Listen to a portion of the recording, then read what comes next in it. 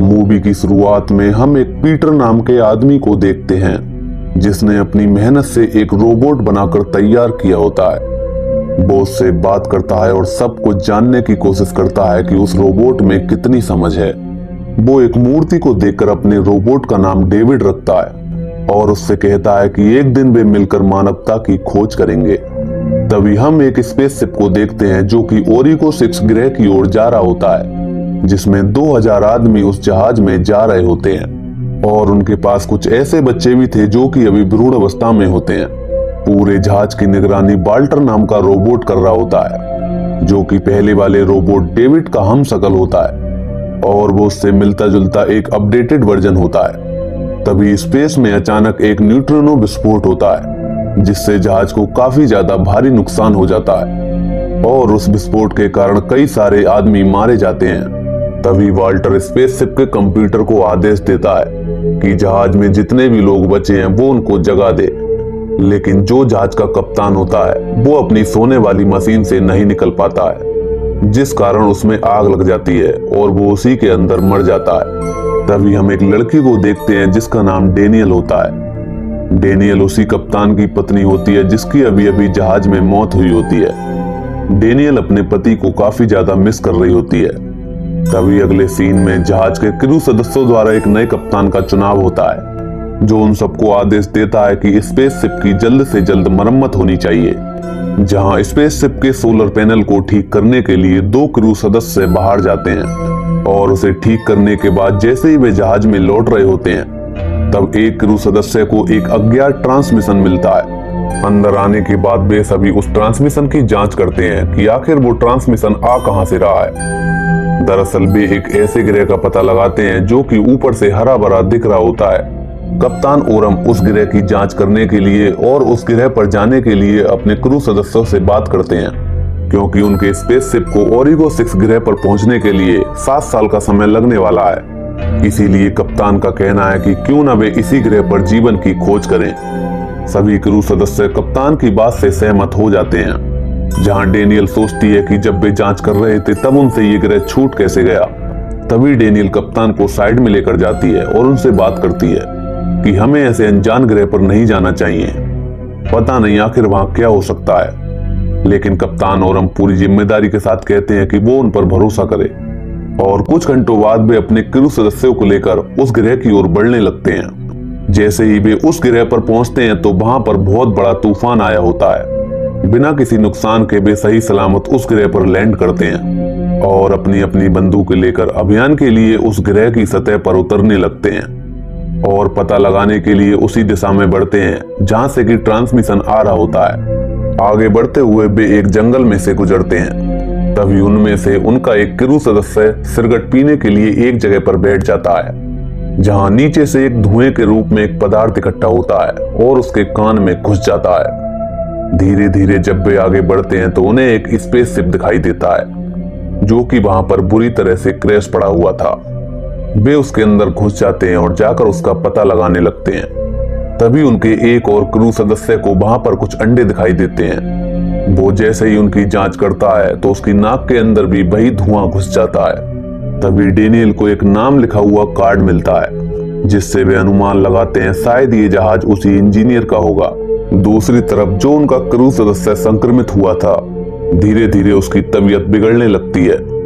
इतना देखने के बाद वो लड़की सभी को सूचना दे देती है कि हमें यहाँ से जल्द निकलना होगा और वो एक सदस्य लेडवर्ड को जहाज की तरफ लेकर बढ़ने लगती है। इधर एक और सदस्य की उनके सामने ही तबीयत खराब होने लगती है।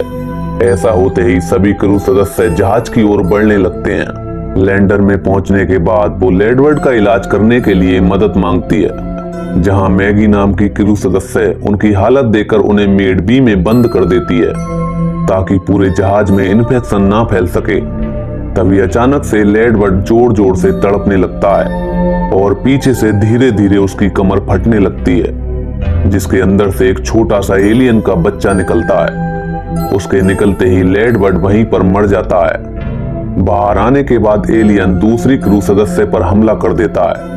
वो उससे बचने की काफी ज्यादा कोशिश करती है लेकिन वो उस क्रू सदस्य को वहीं पर मार देता है और मेड बी का शीशा तोड़कर बाहर आ जाता है। मैगी अपनी बंदूक से उस एलियन को मारने की कोशिश करती है, लेकिन गलती से उसकी गोली लैंडर के गैस टैंक को लग जाती है, जिससे पूरे लैंडर में आग लग जाती है और मैगी की मौत वहीं पर हो जाती है और वो एलियन उस ग्रह की सतह पर भाग जाता है। इधर दूसरे क्रू सदस्य हेलेट की तबीयत बिगड़ती है और उसके गले को फाड़कर वो ही एलियन बाहर निकलता है और उनके एक और सदस्य की मौत हो जाती है।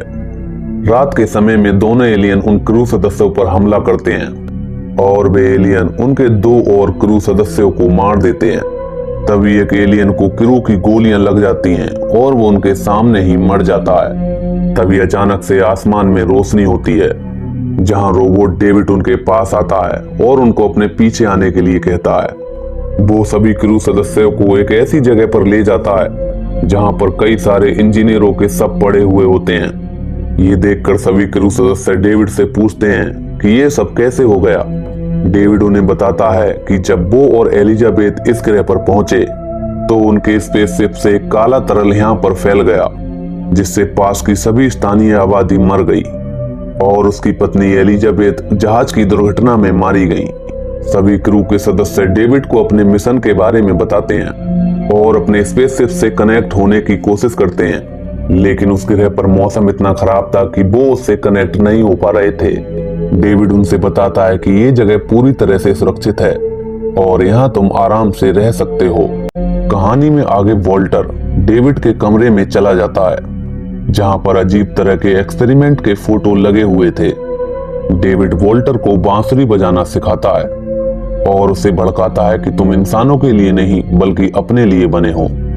तभी एक क्रू सदस्य स्नान करने के लिए कमरे में जाती है और ग्रह पर बचे हुए एलियन उस शहर में घुस जाते हैं।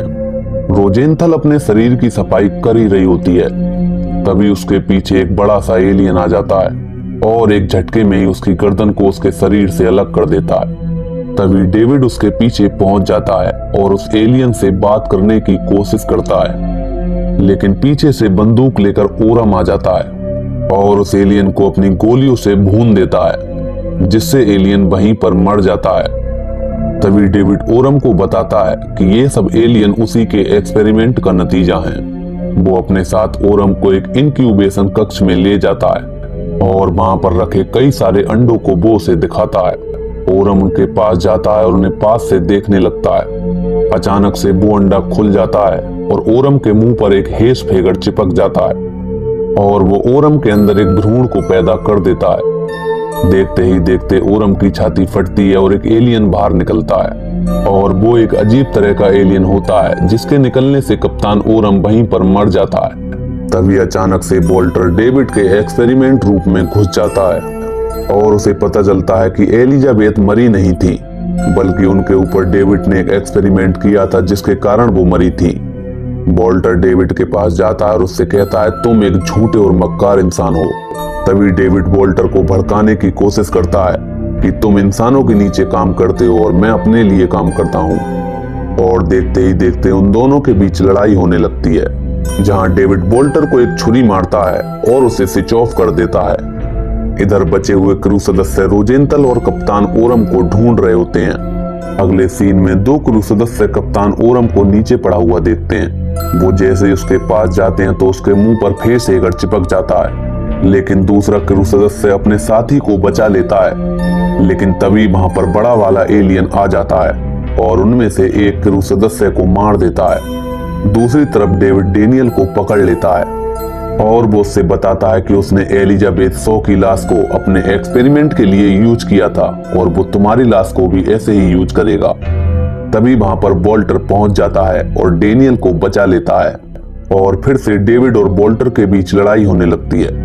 डेनियल अपनी जान बचाकर वहां से भाग जाती है और बाहर जाकर लोकेशन वाले यंत्र को नीचे डाल देती है, जहां टेनेसी एक लैंडर लेकर उनके पास पहुंच जाता है। दोनों क्रू सदस्य वॉल्टर के साथ लैंडर में चढ़ जाते हैं, लेकिन पीछे से एलियन भी लैंडर के ऊपर चिपक जाता है, जिससे लैंडर का संतुलन बिगड़ने लगता है। तभी डेनियल एलियन को मारने के लिए लैंडर की छत पर आ जाती है और वो चालाकी से एलियन को जेसीबी वाले खांचे में बंद कर लेते हैं, जिससे एलियन उसमें बुरी तरह से पिच जाता है और वहीं पर उसकी मौत हो जाती है।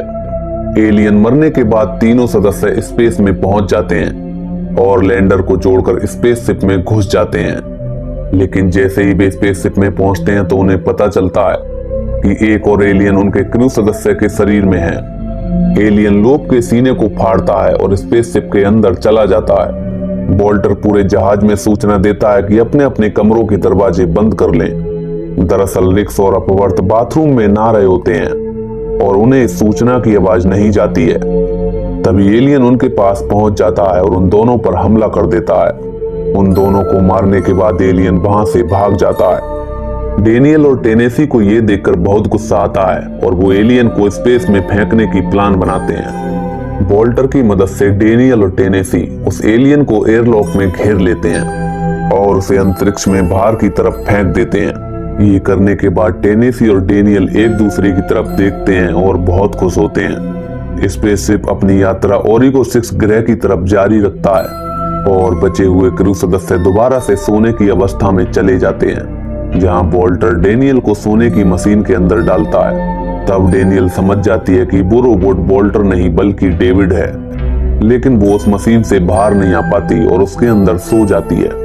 अब पूरे स्पेसशिप के लोगों का नियंत्रण और पूरे स्पेसशिप का नियंत्रण डेविड के हाथ में होता है। तभी डेविड अपने अंदर से एक एक करके 2 भ्रूण को उगलता है, जो कि एलियन के भ्रूण थे, और वो उन्हें इंसानों के भ्रूण के साथ ठंडे भंडारण में रख देता है। अगले सीन में डेविड वाल्टर का नाम लेकर एक रिकॉर्डिंग करता है, जिसमें वो कहता है कि स्पेसशिप की शुरुआत में ही एक न्यूट्रिनो विस्फोट के कारण जहाज के सभी सदस्य मारे गए और केवल डेनियल और टेनेसी ही जिंदा बचे हैं, और यहीं पर यह कहानी समाप्त हो जाती है। तो दोस्तों, ये थी कहानी एलियन कोवेनेंट मूवी की। दोस्तों, ये एक साइंस और हॉरर बेस्ड मूवी है जिसे 2017 में रिलीज किया गया था। IMDb पर इसकी रेटिंग 6.4 है, जो कि बहुत अच्छी है।